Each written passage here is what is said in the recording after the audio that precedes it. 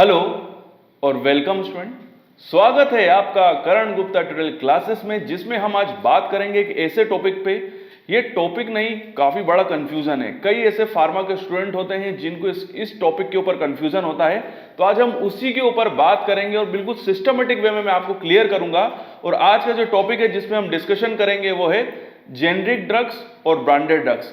ये generic drugs क्या होती है, ये ब्रांडेड ड्रग्स क्या होती है, और क्यों जेनरिक ड्रग्स इतनी सस्ती होती हैं और ब्रांडेड ड्रग्स इतनी महंगी होती हैं। इन दोनों के बीच में डिफरेंस क्या है, और ये जेनरिक ड्रग और ब्रांडेड ड्रग के बीच में कॉन्सेप्ट क्या है, क्या एडवांटेज है, क्या डिसएडवांटेज है, और क्यों आज भारत सरकार जेनरिक ड्रग की खरीदी पे ज्यादा जोर दे रही है। तो चलिए स्टार्ट करते हैं और बात करते हैं। तो क्या होती है जेनरिक ड्रग्स। देखिए, मैं आपको एक एग्जांपल के थ्रू आपको बिल्कुल क्लियर करता हूं कि जेनरिक ड्रग और ब्रांडेड ड्रग क्या होती है। मान लीजिए एक कंपनी है, जैसे कि मान लीजिए सिप्ला। सिप्ला एक ब्रांड है, उसने एक नई ड्रग को सिंथेसाइज किया, प्रोड्यूस किया। बेसिकली जब भी कोई कंपनी कोई नया प्रोडक्ट या नई ड्रग को सिंथेसाइज करती है तो सबसे पहले वो उसके ऊपर क्या क्या काफी पैसा लगाती है। जैसे उसकी रिसर्च में काफी खर्चा होता है। आप जानते हैं कि एक ड्रग को मार्केट में आने के लिए कम से कम 12 साल का समय लगता है। तो 12 साल जब किसी ड्रग को समय लगा, जब उसकी पूरी क्लिनिकल ट्रायल्स परफॉर्म किए गए, उसकी पूरी तरीके से R&D परफॉर्म की गई, उसकी एक प्रोडक्शन की एक मेथड डेवलप की गई, उसकी QC डेवलप करी गई, उसके बाद IND के लिए एप्लीकेशन, फिर NDA के लिए एप्लीकेशन, और उसके बाद ड्रग जो है वो मार्केट में आई। मतलब कंपनी ने काफी खर्चा करके एक ड्रग जो है वो मार्केट के अंदर उतारी है। ठीक है, इस ड्रग को बोला जाएगा ब्रांडेड ड्रग। ठीक है, ये ड्रग जो है उस कंपनी के पास इस पर्टिकुलर ड्रग, मतलब अगर सिप्ला ने एक ड्रग मार्केट के अंदर उतारी है, काफी खर्चा करके एक नया फॉर्मुलेशन मार्केट के अंदर उतारा, जिसे मैं ब्रांडेड ड्रग कह रहा हूं, तो कंपनी के पास उस ड्रग का पेटेंट होगा। बेसिकली ये जो पेटेंट होता है उसका फायदा ये होता है कि उससे कंपनी के पास मोनोपोली आ जाती है। मोनोपोली का मतलब ये है कि वही कंपनी उस ड्रग को बनाएगी और बेच सकती है, क्योंकि उस कंपनी के पास उस ड्रग का पेटेंट है। ठीक है, अब उस पर्टिकुलर उस ड्रग को मैंने क्या नाम दिया, वो बेसिकली वो ड्रग कहलाएगी ब्रांडेड ड्रग। जब और ये पेटेंट कब तक रहेगा, तो देखिए पेटेंट रहता है 20 साल तक। ये 20 साल तक वो कंपनी ही उस ड्रग को बनाएगी और मार्केट के अंदर सेल करेगी। उसकी जो मर्जी होगी वो उस हिसाब से कीमत वसूलेगी। कई बार गवर्नमेंट के कुछ रूल रेगुलेशन भी आ जाते हैं जिससे प्राइस ऊपर नीचे हो सकते हैं, बट वही कंपनी उसको बनाएगी और वही कंपनी उसको बेचेगी। जैसे सिप्ला का एग्जांपल ले रहे हैं, तो सिप्ला ही उस ड्रग को बनाएगी और बेचेगी। अब होगा ये कि 20 साल के बाद जब उस ड्रग के ऊपर उस कंपनी का पेटेंट खत्म हो जाएगा, तो होगा ये कि अब वो ड्रग जो है, बेसिकली जो फॉर्मुलेशन है जो वो पर्टिकुलर सिप्ला ही बना रही थी, 20 साल के बाद जैसे ही उनसे वो पेटेंट चला जाएगा, बेसिकली पेटेंट की जो शेल्फ लाइफ होती है वो 20 साल होती है।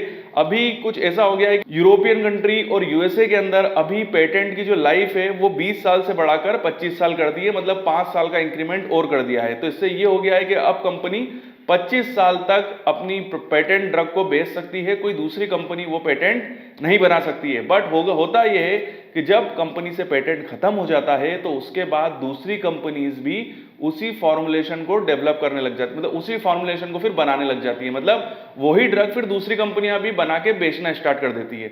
अब हुआ ये कि देखिए ब्रांडेड ड्रग वालों के साथ ये प्रॉब्लम थी, कि प्रॉब्लम ही बोलूंगा मैं इनको, कि उन्होंने ही ड्रग को डेवलप किया, उन्होंने ही पूरा काम किया, उसको डेवलप किया, मतलब R&D के अंदर पूरा खर्चा किया, उनकी मार्केटिंग करी और ड्रग को मार्केट के अंदर लेके आए। तो उन्होंने अपने हिसाब से उसका प्राइस रखा और बना ली। बट जैसे ही उनका पेटेंट खत्म हुआ तो दूसरी कंपनी ने क्या करा कि वही ड्रग फिर से अब वो खुद भी बना सकती है क्योंकि पेटेंट अब जा चुका है। तो उन्होंने क्या करा कि वही ड्रग बनाना स्टार्ट कर दी। बट उन्होंने ना किसी टाइप का खर्चा किया, क्योंकि ना उनकी R&D लगी, ना उन्होंने कोई मार्केटिंग में ज्यादा खर्चा किया, उन्होंने किसी भी टाइप का उस कंपनी के ऊपर ना उस ड्रग के क्लिनिकल ट्रायल्स परफॉर्म किए गए, ना IND ना NDA किसी भी टाइप का उन्होंने ना प्रोसीजर यूज किया। उन्होंने बस ड्रग को बनाया और सीधा का सीधा मार्केट करना स्टार्ट कर दिया। इससे उनको ये फायदा हुआ कि वो अब उस ड्रग को सस्ते में बेचने लग गए, क्योंकि उन्होंने उस फॉर्मुलेशन के ऊपर किसी भी टाइप का खर्चा नहीं किया है। तो जिस कंपनी ने ड्रग बनाई, जिसने उसके ऊपर काम किया, R&D डेवलप करी और 20 साल तक ड्रग को बेचा, 20 साल के बाद भी वो कंपनी उसको कंटिन्यू करेगी, बट वो ड्रग कहलाती है ब्रांडेड ड्रग। और पेटेंट खत्म मतलब 20 साल के बाद, जो कि अब 25 साल हो गया है, 25 साल खत्म होने के बाद जब कोई दूसरी कंपनी उसी ड्रग को बनाती है और बेचती है तो उस ड्रग को क्या बोला जाता है? Generic drug. इस वजह से ब्रांडेड ड्रग के कंपैरिजन में जेनरिक ड्रग जो होती है वो सस्ती होती है।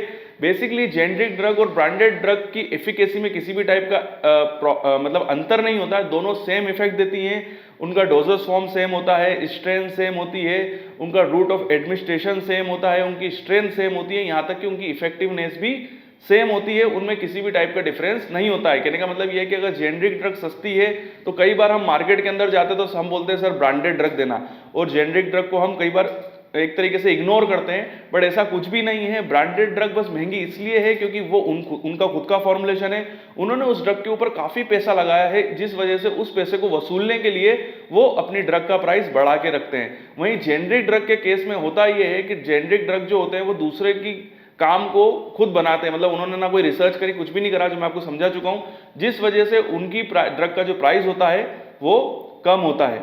तो मैं आशा करता हूं कि आपको अब ब्रांडेड ड्रग और जेनरिक ड्रग वाला फंडा जो है वो बिल्कुल क्लियर हो गया होगा, और आपको ये भी बात समझ में आ गई होगी कि क्यों ब्रांडेड ड्रग जो होती है वो इतनी महंगी मिलती है और जेनरिक ड्रग जो है वो इतनी सस्ती मिलती है, जबकि दोनों की इफेक्टिवनेस जो होती है बिल्कुल सेम होती है। यहां पर अगर हम ये देखें कि एक और एग्जांपल से हम समझ लेते हैं कि ब्रांडेड ड्रग इतनी महंगी क्यों है और जेनरिक ड्रग इतनी सस्ती क्यों है। देखिए ब्रांडेड ड्रग में क्या होता है कि यहाँ पर रिसर्च में काफ़ी ज़्यादा खर्चा किया जाता है। यहाँ पर रिसर्च का कोई पॉइंट ही नहीं है, क्योंकि इन्होंने इसी की रिसर्च को उठा के खुद मतलब इन्हीं के फॉर्मुलेशन को बना रहे हैं, पूरा कॉपी पेस्ट मारा हुआ है जेनरिक ड्रग के केस में। तो यहाँ पर तो रिसर्च में कोई खर्चा नहीं हुआ, तो एक तो प्राइस वहाँ कंट्रोल हो गई। यहाँ पर जो मैन्युफैक्चरिंग होती है ब्रांडेड ड्रग की वो हाई कॉस्ट पे चली जाती है, यहाँ पर मैन्युफैक्चरिंग लो कॉस्ट पे जाती है। ये मैन्युफैक्चरिंग वाले फंडे के अंदर अब R&D भी जोड़ लीजिए, ठीक है।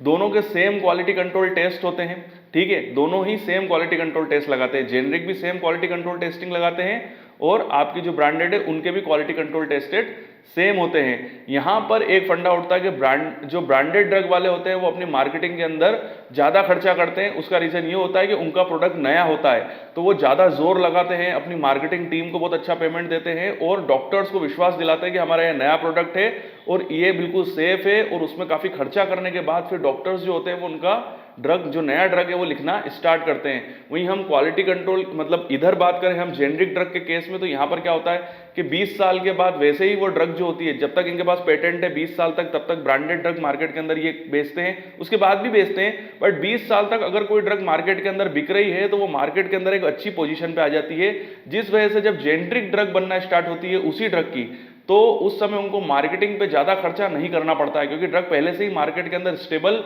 हो चुकी है, स्टेबलाइज हो चुकी है, जिस वजह से अब उनको बस बनाना है और बेचना है। ये रीजन है कि जेनरिक ड्रग जो होती है वो काफी सस्ती होती है, क्योंकि जेनरिक ड्रग में ना तो मार्केटिंग में ज्यादा खर्चा हो रहा है, ना R&D में कोई खर्चा हो रहा है, ना मैन्युफैक्चरिंग में कोई खर्चा हो रहा है। ये सारा खर्चा जो होता है वो जेनरिक ड्रग बनाने वाली कंपनी का बच जाता है, और इस वजह से वो अपनी ड्रग की कॉस्ट कटिंग कर देती है, मतलब उनकी ड्रग मार्केट में दूसरी ड्रग के कंपैरिजन में सस्ती हो जाती है। तो अब हम ये देखते हैं कि जेनरिक ड्रग और ब्रांडेड ड्रग मतलब जेनरिक ड्रग जो है बेसिकली वो हमारे लिए कितनी फायदेमंद है। थोड़े से हम एडवांटेजेस की बात करते हैं और थोड़े से इसके डिसएडवांटेजेस की बात करते हैं। सबसे पहले एडवांटेजेस की बात यह है कि जब मार्केट के अंदर जेनरिक ड्रग आ जाती है तो कई कंपनीज जो होती हैं वो जो है वो जेनरिक ड्रग वो फॉर्मुलेशन जो है वो बनाना स्टार्ट कर देती है। कब?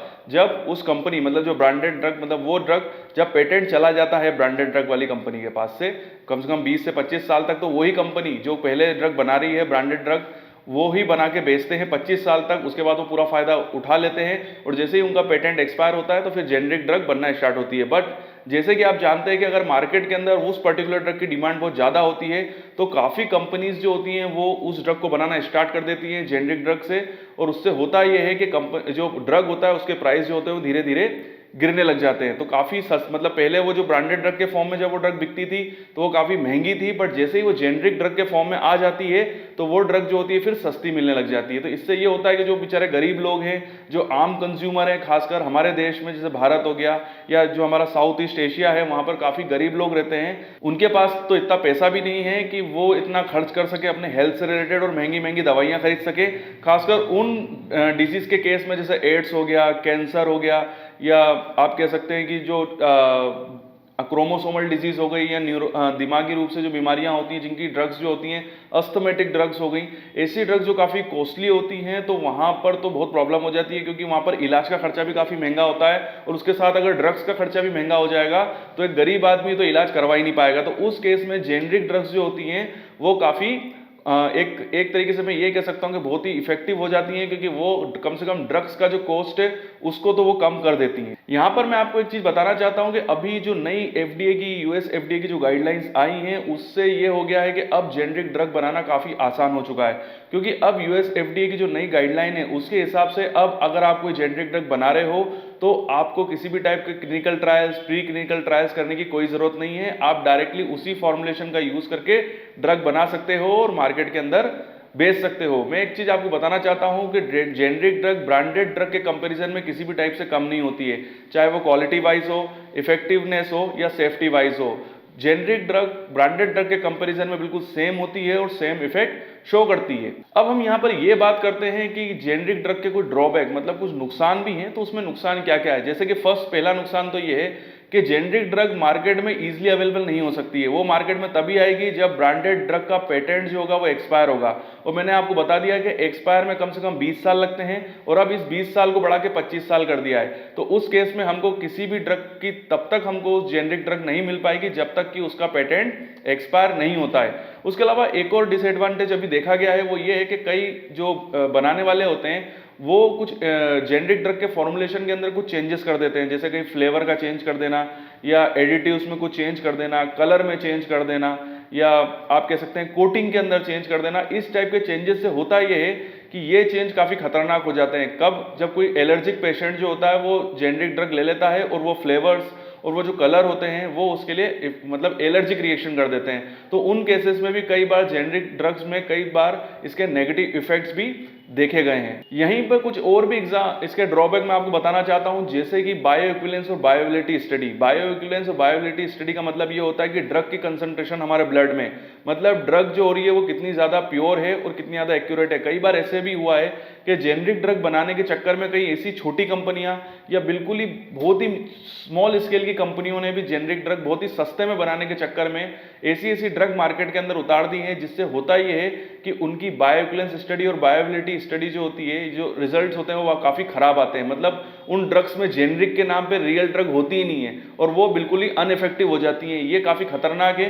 तो ये भी एक ड्रॉबैक है जेनरिक ड्रग का, क्योंकि जब ब्रांडेड ड्रग के साथ जो ड्रग होती है उसकी क्वालिटी काफी अच्छी होती है क्योंकि यहाँ पर ब्रांड्स का नाम जुड़ा हुआ है। बट जब जेनरिक ड्रग में आ जाती है ड्रग, मतलब जब उसी ब्रांडेड ड्रग की जब जेनरिक ड्रग बनना स्टार्ट हो जाती है तो कई बार जो कंपनीज होती हैं वो उसकी क्वालिटी में कॉम्प्रोमाइज कर देती हैं। बेसिकली तो ये काफी कम देखा गया है, बट ये भी एक इसका ड्रॉबैक है क्योंकि कभी कभी ऐसा होता है कि कई छोटी छोटी कंपनियां इसको जेनरिक ड्रग में ज्यादा पैसा कमाने के चक्कर में या मार्केट में एक तरह से कह सकता हूं कंपटीशन की वजह से कि हम अपना प्रोडक्ट काफी सस्ता बेचेंगे, जिससे कि वो ड्रग की क्वालिटी बिगाड़ देते हैं। तो ये जेनरिक ड्रग का ये कह सकता हूं कि एक नेगेटिव इफेक्ट है, जिसमें ड्रग जो कंपनियों के बीच में जो कंपटीशन है उसकी वजह से वो ड्रग की क्वालिटी के साथ कॉम्प्रोमाइज करते हैं। तो यहां पर हम अपना जेनरिक और ब्रांडेड ड्रग वाला जो हमारा ये वीडियो था, जिसमें मैं आपको बिल्कुल सिंपल और इजी वे में क्लियर करना चाहता हूं कि जेनरिक ड्रग और ब्रांडेड ड्रग क्या होती है। मैं आशा करता हूं कि आपको मेरे ये जो आपको जेनरिक और ब्रांडेड के बीच में जो कंफ्यूजन है वो बिल्कुल क्लियर हो गया होगा। इसके अलावा भी आपके अंदर कोई डाउट है, कोई चीज आपको इस वीडियो के अंदर समझ में नहीं आई है, तो आप मुझे कमेंट बॉक्स पर क्वेश्चन पूछ सकते हैं। मैं जरूर आपके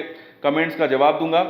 वीडियो देखने के लिए थैंक यू वेरी मच। आपके उज्जवल भविष्य की कामना करता हूं और यूं ही बने रहिए मेरे साथ। अगर आप भी इन इंस्ट्रूमेंट्स पे ट्रेनिंग करना चाहते हैं तो you are most welcome in our institute. हमारा पता और ईमेल आईडी मैंने नीचे दिया हुआ है, तो यहां पर आप मुझे मेल कर अपनी इंफॉर्मेशन, अपने कॉन्टेक्ट नंबर मुझे सेंड कर सकते हैं। और साथ ही साथ हमारे पास कौन कौन से इंस्ट्रूमेंट्स है तो उसकी लिस्ट में आपको साइड में सेंड कर रहा हूं। तो यहां पर आप देख सकते हैं कि हम किस किस टाइप के इंस्ट्रूमेंट्स में ट्रेनिंग कराते हैं। और अगर आप कोई मास्टर डिग्री कर रहे हैं, कोई पीएचडी कर रहे हैं या किसी भी प्रोजेक्ट्स वर्क से जुड़े हुए हैं और अगर आपको किसी इंस्ट्रूमेंट्स की रिक्वायरमेंट है और वो इंस्ट्रूमेंट आपके पास नहीं है, तो हम साथ ही साथ कंसल्टेंसी सर्विस भी प्रोवाइड कराते हैं। तो उससे रिलेटेड भी अगर आप कोई भी इंफॉर्मेशन जानना चाहते हैं तो आप मुझे मेरे पर्सनल मेल आईडी पे मेल कर सकते हैं। नीचे मैंने अपना मेल आईडी दिया हुआ है। और मैं अपने उन स्टूडेंट से बात करना चाहता हूं कि वो स्टूडेंट जिनको कोई डाउट है, कोई क्यूरी है, बट कमेंट्स बॉक्स में कई बार ऐसा होता है कि वो क्यूरी और डाउट इतने बड़े होते हैं कि मैं कमेंट्स बॉक्स में उनको उनके आंसर सही तरीके से नहीं दे पाता हूं, तो आप मुझे मेरे इंस्टाग्राम पे फॉलो कर सकते हैं। ये मेरा इंस्टाग्राम आईडी है, तो यहां पर मैं आपसे डायरेक्टली कांटेक्ट में आ जाऊंगा और आप मुझे डायरेक्टली क्वेश्चन पूछ सकते हैं और मैं आपके सारे डाउट जरूर क्लियर करूंगा। तो वीडियो देखने के लिए थैंक यू वेरी मच और यूं ही बने रहिए मेरे साथ।